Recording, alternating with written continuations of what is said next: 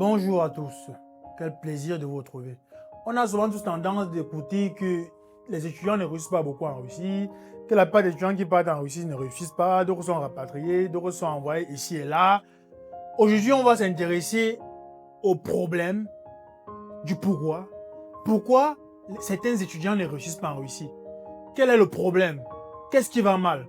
Ou bien qu'est-ce qu'ils font mal qui font qu'ils ne réussissent pas en Russie? Dans cette vidéo, nous allons nous intéresser à quelques problèmes que j'ai pu choisir pour aujourd'hui d'en parler. Bien évidemment, les autres problèmes, on en parlera peut-être dans d'autres vidéos. Mais j'ai choisi des problèmes un peu primordiaux et capitaux pour les nouveaux étudiants qui viennent d'arriver en Russie ou ceux qui aimeraient se rendre en Russie. Ce sont des problèmes très graves, des problèmes qu'il faut prendre avec beaucoup de sérieux. Car si on tombe sur cela, on risque aussi de se retrouver parmi ceux qu'on dit souvent ne réussissent pas en Russie. Alors, le premier problème, c'est quoi? Le premier problème, c'est tout simplement le manque d'objectifs. Vous voyez, un étudiant qui arrive en Russie, il n'a pas d'objectif fiable. Il ne sait pas encore quelle filière il va faire. Il voulait aller en Russie. Vous savez, il y a la différence entre décider d'aller en Russie étudier et d'aller en Russie pour faire les études de médecine. D'aller en Russie pour faire les études, en Russie autant pour moi pour faire les études d'ingénierie. D'aller en Russie pour faire les études de droit. D'aller en Russie pour faire des études de mécatronique. D'aller en Russie pour faire les études de littérature, de philosophie. Vous voyez un peu la différence? La différence, c'est qu'il faut d'abord qu'on sache pourquoi on est venu en Russie. Qu'est-ce que nous amène là? Quels sont nos objectifs à court, à long et à moyen terme? Et surtout, comment ou quel chemin dois-je prendre pour arriver à ces objectifs-là? Si on n'a pas des objectifs calés en tête, si on ne sait pas où on va, on serait bien évidemment dans la tranche de ceux qui arrivent en Russie aujourd'hui, venaient faire médecine, et après on les retrouve chez les économistes. D'autres venaient faire ingénierie, après on les retrouve chez les littéraires. D'autres venaient faire chimie, après on les retrouve chez les géographes. Parce que dès la base, il n'a pas pu ménager sa monture. Et aller loin se trouvait impossible. Il est maintenant dans le tâtonnement. Ce qu'il trouve, il fait. Quelle filière? J'en ai même vu d'autres étudiants qui regardaient les filières en fonction du prix. C'est-à-dire en fonction du prix de la filière. C'est la plus grave erreur à commettre. Il est mieux encore de choisir une filière et maintenant chercher dans les universités en fonction des prix et des villes, aussi dans les villes. C'est-à-dire, je me dis peut-être que médecine à Moscou, comme généralement ça tourne autour de 4 à 5 millions. 4 à 5 millions de scolarité. La médecine, c'est une des filières les plus chères en Russie. Mais il y a des villes, par exemple, comme Oriol, où je sais que c'est 1,5 million. Il y a des villes un peu éloignées de Moscou, où la scolarité en médecine est encore peut-être plus bas même. Donc je prends ma filière, et je regarde la ville qui correspond à mon profil et à mon barème financier. Or, d'autres préfèrent rester à Moscou, mais prendre l'une des pires filières qui leur permettent de rester à Moscou. Et là, c'est un problème vraiment difficile. Ça veut dire, soyez objectif, soyez précis, et ménagez votre monture pour aller loin. C'est très, très, très important de le faire. Très, très, très important. Donc, de grâce, choisissez bien vos objectifs, choisissez bien vos combats, et arrangez-vous à tout faire pour les combattre et surtout les gagner. Le deuxième problème récurrent en Russie que les gens rencontrent beaucoup sont les mauvais conseillers, les tueurs de rêves. On dit d'ailleurs en Russie, il y a un proverbe très très très calé de ce côté-là. C'est la personne avec laquelle vous marchez en Russie qui détermine votre avenir en Russie. Je marche avec Jean, Jean a des pulsions pour l'alcool, je serai aussi un ivrogne comme lui. Je marche avec Thomas, Thomas a les pulsions pour les filles russes, les femmes, je serai aussi un coureur de jupons comme lui. Je marche avec Alfred, Alfred a les pulsions pour l'herbe, comme on le dit souvent, je serai aussi un drogué. Je marche avec Moïse. Moïse, c'est un grand programmiste. Peut-être aussi je comprendrai quelques béabas de ce côté-là. En fonction de qui vous voulez, entourez-vous des personnes qui vont avec vos valeurs. Honnêtement, je vais vous choquer. Pour moi, un buveur n'est pas mauvais. Un chercheur de femmes n'est pas mauvais. Si ce sont ses objectifs sur la terre. La question à vous demander, c'est que est-ce que vous êtes un buveur ou un futur alcoolique? Est-ce que vous voulez faire carrière dans les relations d'un jour, 2 jours, en cherchant les femmes de partout? En fonction de ce que vous voulez, Entourez-vous des personnes qui vont avec vos objectifs. Ne vous entourez pas avec des personnes qui vont tuer plutôt vos rêves. Si vous rêvez d'être médecin pour changer, si vous rêvez d'être un grand économiste pour changer, si vous rêvez de refaire, de redéfinir l'ingénierie, entourez-vous avec des personnes qui sont dans ce domaine-là, ou du moins qui vont vous motiver à pouvoir vous donner à 100% dans ce domaine-là. C'est très important, c'est très capital pour vous de vous entourer uniquement des personnes qui vous donnent un plus, une valeur ajoutée, et surtout qui partagent vos idéologies. Pas ceux qui vont vous décourager. Oh, je vais être médecin. Oh non, non, non, toi aussi tu veux être médecin. Tel a été médecin, il a échoué, il n'a pas eu son diplôme. Je vais être ingénieur. Ingénieur, et ils n'ont pas de vie. Tu vas étudier 24 heures sur 24, tu n'auras pas de temps. Ils sont tout simplement négatifs. Tout ce que tu leur dis, ils te renvoient une dose de pessimisme. Ça veut dire qu'ils sont tellement pessimistes que tout ce que tu dis pour eux ne peut pas fonctionner. Tout ce que tu dis pour eux, c'est déjà raté. C'est déjà échoué à la base. Il est important pour vous d'éviter ce genre de personnes. Évitez beaucoup ce genre de personnes en Russie, car ils sont nombreux. Les amis du vin, les amis des femmes, les amis de l'herbe. Ils sont nombreux et ils peuvent facilement vous faire détourner, que votre vie change de cours. Or, si vous entourez avec des gens qui partagent vos idéologies, qui ont soif de la réussite comme vous, je suis certain que d'une chose, c'est que vous serez un nom grand dans cette Russie-ci. Le troisième problème auquel les jeunes sont confrontés ici en Russie, c'est la précipitation de vouloir vite faire et la non-présence en cours. Les étudiants ici en Russie, lorsqu'ils viennent d'arriver sur le territoire russe, les nouveaux étudiants généralement, ils sont pressés. Ils sont pressés de trouver un travail. Vous voyez quelqu'un qui n'a pas encore fait 2 à 3 jours, mais il est déjà à la recherche continue du travail. Quel genre de travail il va faire à ce moment-là? De vous en moi. Quel genre de travail on peut lui donner? Je vais un peu vous donner un exemple. Imaginez un Arabe qui arrive au Cameroun, à peine 2 semaines. Il vient dans votre boutique et que vous êtes entrepreneur pour travailler. Et son travail, son poste, le poste en fait que vous cherchez, l'offre d'emploi que vous voulez, que vous avez mis en ligne par exemple, vous recherchez quelqu'un qui va s'occuper de la clientèle. Mais lui, il parle arabe. Et que peut-être vous êtes au Cameroun, en Côte d'Ivoire, au Gabon, où on parle le français. Est-ce que vous allez recruter cette personne-là pour qu'il puisse discuter, dialoguer avec vos clients? Dans tous les cas, moi, je le recruterai tout simplement pas parce qu'il ne parle pas le français. Il n'a aucune base en français. Il n'a même pas la volonté d'apprendre ce français-là. Dirait-on de moi que je suis raciste? De manière analogue, lorsqu'on cherche le travail ici en Russie, lorsqu'on n'a pas le b.a.-ba communicationnel pour pouvoir communiquer avec son employeur, ton employeur voit à quel point tu n'as même pas un b.a.-ba en russe. Tu ne peux même pas placer une phrase en russe. Est-ce que vous pensez qu'il va vous employer pour vos beaux yeux simplement? L'entreprise qui est définie chez nous, les économistes, comme une entreprise qui recherche d'abord le profit, va vous employer juste pour vos beaux yeux. Pourquoi on ne dit pas qu'il est raciste? Non, le russe ne le fera jamais. Et il va employer celui qui mérite, celui qui communique, du moins celui qui montre qu'il veut apprendre le russe parce qu'il a des bases et continue à communiquer.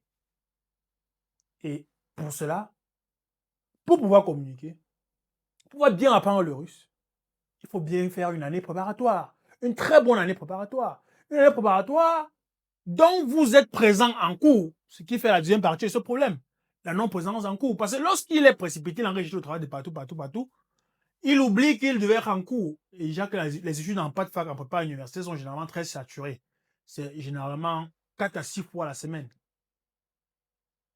Vous voyez, quand vous avez une semaine presque pleine, disons la moyenne c'est 5 fois la semaine, généralement vous n'avez pas assez de temps pour travailler. Déjà qu'en fac, le travail est encore interdit. Vous devez vous concentrer sur vos études. Vous devez vous concentrer d'abord sur l'apprentissage de la langue russe, de la culture russe, des lois en Russie. Qu'on reviendra sur ça un peu plus tard dans la vidéo. Si vous ne vous concentrez pas là-dessus, c'est tout à fait normal que vous avez le travail que vous méritez, c'est-à-dire le travail de manœuvre. On sait tous que la manœuvre n'a besoin que de force. C'est pour ça que vous allez voir beaucoup de personnes qui partent juste travailler dans des chantiers, qui travaillent dans des endroits où on a besoin juste qu'ils portent un sac de ciment pour pouvoir monter à l'étage supérieur et déposer. Ou bien travailler dans un salon de planche où on a juste besoin de quelqu'un qui va faire la planche, laver les assiettes, ne nécessite pas aucune explication. Mais un travail plus grand, plus respectueux, qui nécessite que vous avez un contact direct avec le client, il sera difficile pour vous de l'avoir. Parce qu'on sait que votre communication est zéro. Or, si vous avez bien appris votre langue russe, si vous avez bien assisté au cours, c'est clair que vous aurez un job un peu plus satisfaisant. Et maintenant, une autre conséquence aussi qui entraîne une autre, c'est que de cette manière-là, quand vous n'étiez pas aussi présent en cours, l'université va vous renvoyer. Aucune université ne peut garder un étudiant qui est absent plus de 2 mois. Si vous connaissez l'université, vous me donnez son nom. Je dis un étudiant qui est absent 2 mois de suite, sans justification, sans dire même qu'il est malade ou quoi. On va le renvoyer d'office. Et quand on vous renvoie, si vous avez déjà une RVPO, elle est annulée. C'est-à-dire que si vous avez un visa de 4 ans ou de 6 ans pour les médecins, elle est annulée. Si vous avez juste un visa de 1 an que vous renouvelez chaque année, l'année que vous allez venir pour renouveler, on va vous dire non, on ne renouvelle plus. Ce qui fait que dernièrement, ici en Russie, le 31 août, disons du 20 au 31 août, c'était la période vraiment noire. Ces 10 jours-là, ou 11 jours-là, autant pour moi, étaient vraiment très noirs pour tous les étudiants ici en Russie. Parce que figurez-vous que beaucoup d'étudiants, parce que, en fait, pour la petite histoire, du 10 au 31 août, c'est la période où 31% des étudiants renouvellent leur visa. Ils prennent la peine de renouveler leur visa pendant cette période-là. Chaque université décide de renouveler le visa pendant la période-là. Et c'est la période-là qu'on dit souvent que l'université est très forte. Elle est plus forte que vous. Elle renouvelle juste le visa de leurs étudiants. Et quand on parle de leurs étudiants, on parle de leurs étudiants assidus. Ceux qui venaient en cours, ceux qui venaient en classe, et ceux qui sont encore parmi les élèves. C'est pendant cette période-là que beaucoup se rendent compte même qu'ils avaient été renvoyés de l'université. Parce que quand on renvoie, généralement, la note n'est pas officielle. C'est officieuse. C'est quand vous arrivez à l'université qu'on vous fait un comprend qu'on a renvoyé. C'est pas comme si on renvoyait, on publiait sur un babia ou sur un site. C'est le jour que vous décidez d'aller à l'université pour changer, pour finir, cette fois-là, hein, que j'ai trop manqué, j'ai pas un peu, que vous constatez que soit votre propus, c'est-à-dire votre carte d'accès ne passe pas, soit on vous informe directement, l'université vous informe que, chers amis, malheureusement, vous ne faites plus partie de notre université. Et là, malheureusement, vous êtes obligé de tourner le dos et de retourner, parce que vous êtes renvoyé. Disons que dans cette période-là, j'ai reçu beaucoup d'appels, beaucoup de jeunes étudiants, surtout des potes fac. Je vais même vous dire honnêtement, 80% étaient de la pote fac. Pour savoir si on peut trouver une autre université ou une autre école qui peut les prendre pour les renouveler. Car leur université mère les a renvoyés et a décidé de ne pas renouveler leur visa. Et parmi tout cela, bien qu'il y avait certaines, honnêtement, qu'il y avait des raisons un peu autres et diverses, qui les sont personnelles, la plupart avec la même raison. On les a renvoyés parce qu'ils n'allaient pas en cours. On les a renvoyés parce qu'ils ne faisaient pas cours. En Russie, si tu pars en cours, si tu donnes le meilleur de toi, tu vas réussir. Et l'université va toujours te protéger, quel qu'en soit le problème. Alors, chers amis, ne soyez pas précipités. Mollo, mollo, comme on dit chez les Camerounais. Allez doucement. Prenez la peine d'abord d'observer la Russie quand vous venez d'arriver en Russie. Observez tout. Comment ça se passe, les systèmes de transport, les systèmes professionnels, comment ça se passe le monde de l'emploi, le marché de l'emploi. Observez à distance. Et surtout, en étudiant vos cours, en préparant votre russe, en le bonifiant même. Parce que vous aurez besoin de ça lorsqu'il s'agira de trouver un bon travail. Parce que plus votre russe est bon, plus vous aurez un travail plus avantageux, que ce soit question paye ou question prestige. Un autre problème assez intéressant que les jeunes rencontrent ici en Russie, c'est le non-respect des lois en vigueur. Et ceci pour une cause principale. La plupart, c'est l'ignorance. Quand vous arrivez en Russie, chers amis, prenez la peine de pouvoir vous inculquer. Prenez la peine de pouvoir vous imprégner des lois russes. Prenez la peine de pouvoir vous imprégner de ce qui se dit en Russie. Quelles sont leurs lois? Qu'est-ce que je dois faire? Qu'est-ce que je ne peux pas faire? Article 1 du Code pénal, nul n'est censé ignorer la loi. L'ignorance ne garantit pas qu'on aurait pitié de vous ou un pardon. Au contraire, ça vous pénalise encore plus. Donc, mieux vaut vous connaissez la loi, parce que quand vous connaîtrez la loi, et quand vous serez dans une infraction, vous saurez au moins ce que vous risquez directement. Et ce que vous ne risquez pas. N'oubliez pas que 2 amendes administratives en 12 mois en Russie vous donnent droit à une déportation, un au revoir, retour vers votre pays. Donc, si en Russie, par exemple, on m'attrape en train de marcher avec une bouteille ouverte qui contient de l'alcool, c'est une amende, vous êtes amendé. On m'attrape en train de voler le bus ou le métro, c'est-à-dire entrer dans le bus ou le métro sans payer, parce que automatiquement qu'on paye, et certains souvent se baissent ou entrent sans payer, c'est une amende, ça fait à deux vous êtes renvoyé. Si on m'attrape en train de fumer dans un endroit non autorisé, c'est une amende, il faut se renvoyer. Si on m'attrape avec un enregistrement qui n'est pas à jour, c'est une amende. Si on m'attrape en train de bagarrer dans un bar, c'est une amende. Si on m'attrape en train de mettre la musique à plus de 23 heures pour chauffer mes voisins, pour énerver mes voisins, pour faire chier mes voisins, c'est aussi une amende. Vous voyez, il y en a beaucoup d'amendes que beaucoup ne connaissent pas. Or, le fait de connaître ces amendes-là vous garantit au moins sur le fait de pouvoir l'éviter. Prenez la peine de vous imprégner des lois en Russie. Prenez la peine de vous imprégner de tout cela. C'est très important pour vous parce que non seulement vous connaîtrez vos droits, mais vous connaîtrez aussi vos devoirs. Un autre problème que beaucoup de jeunes rencontrent, c'est la vie en autarcie. On entend beaucoup ici en Russie, je ne me mélange pas avec les Camerounais, je ne me mélange pas avec les Ivoiriens, je ne me mélange pas avec les Congolais, je ne me mélange pas avec les Africains. Il y a des personnes qui arrivent ici en Russie qui aiment vivre seuls, reculer sur eux-mêmes, refermer sur eux-mêmes. Ils n'aiment pas se mélanger. Je peux aussi les comprendre parce que, comme je l'ai dit tantôt, sur un des problèmes, il y a beaucoup de mauvaises compagnies ici en Russie. Il y a beaucoup de personnes qui ne partagent pas vos idéologies et qui seront seulement là pour vous faire perdre du temps. Mais ceci dit et cela dit, n'oublions pas aussi que seul on va vite, mais ensemble on va plus loin. Rapprochez-vous de votre communauté estudiantine. Marchez plus avec des étudiants qui sont vraiment des étudiants. Parce que la différence entre un étudiant et une personne normale, c'est que vous pourriez avoir une personne normale qui n'est plus étudiant, quoi. Vous croyez que c'est une bonne personne, mais au fond, c'est une mauvaise personne. Mais lorsqu'un étudiant est bon, ça se répercute sur un autre. Lorsqu'il est mauvais, ça se répercute sur un autre. Lorsqu'un étudiant ne vient pas à l'école, ça se répercute sur le cahier d'appel. Lorsqu'il vient, ça se répercute. Donc, ce qui fait que c'est facile au moins de savoir un étudiant, de savoir si un étudiant est bon ou pas. C'est très facile et évident de connaître si un étudiant au moins se bat pour réussir ou pas. Entourez-vous donc des étudiants qui se battent, qui sont dans votre domaine. Je vous conseille même de prendre un ami qui est à votre aîné d'académique d'un ou de deux niveaux. Ça veut dire que je suis un médecin au niveau 4, je prends peut-être un médecin au niveau 5 ou au niveau 6. Je fais mon ami. De telle façon que lorsque j'aurai un problème, je pourrais lui poser le problème. Il pourrait me dire comment il a fait pour résoudre ce problème-là quand il était à ma place.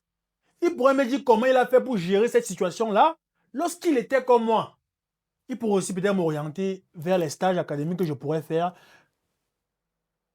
les stages professionnels que je pourrais faire, qu'il a fait. Vous voyez, ce contact-là me permet et me donne un plus. C'est ce genre d'amis-là que vous devez avoir que de rester en autarcie. Une autre chose, c'est que la maladie ne provient pas.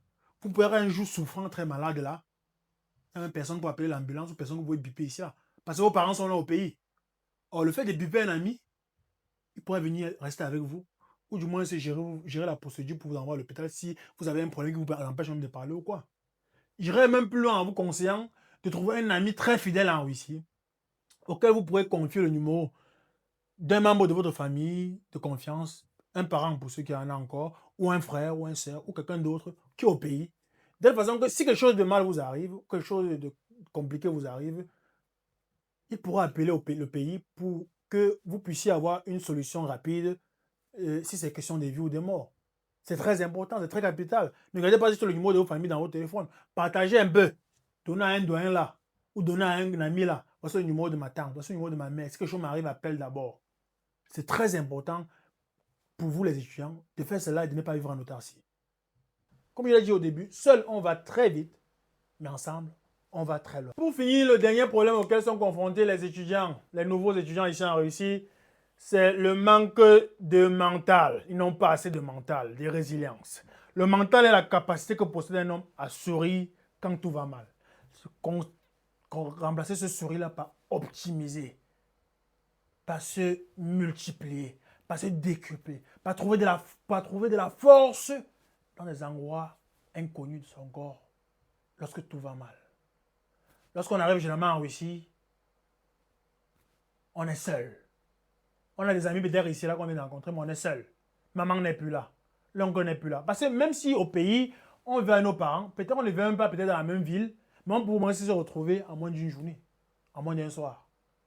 Mais lorsqu'il y a la distance, parfois certains sont stressés. Leur famille leur manque. C'est difficile. En plus, il y a encore les problèmes de la Russie, parce qu'il y a les nouvelles choses à acheter, les nouvelles choses à payer, les nouveaux factures à payer. On a été forcé d'être un homme indépendant. Parce que même si les parents envoient de l'argent, il faut toujours peut-être souvent se battre pour compléter nous-mêmes. Il faut souvent se battre pour compléter une partie de la scolarité ou payer l'entièreté de la scolarité. Ces problèmes-là souvent nous stressent. Ça nous rend tristes. Ça nous rend faibles. Et si à ce moment-là, nous n'avons pas de mental, si à ce moment-là, nous n'avons pas la capacité que possède un homme à danser sur la pluie des problèmes, à danser sur la pluie de toutes les difficultés du quotidien, si nous n'avons pas un mental de résistant pour supporter la pression de ce quotidien-là, la Russie va nous manger tout cru.